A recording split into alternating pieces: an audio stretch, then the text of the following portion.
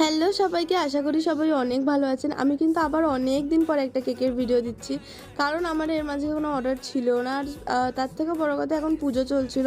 পুজো শেষ হওয়ার পরে এটা কিন্তু আমার প্রথম অর্ডার। এটা একটা স্ট্রবেরি কেক ছিল, আর 1 পাউন্ডের কেকটাকে 2 টায়ারে করতে হতো। তো কেকটা দেখতে একটু ছোট লাগতে পারে, কারণ এটা 1 পাউন্ডের কেক আমি 2 টায়ারে করেছি। তো সেই রকমই। আর তাদের না ডিমান্ড খুবই কম ছিল, যে শুধু কেকের কালার হতে হবে পিঙ্ক কালার, আর থাকতে হবে কিছু বাটারফ্লাই।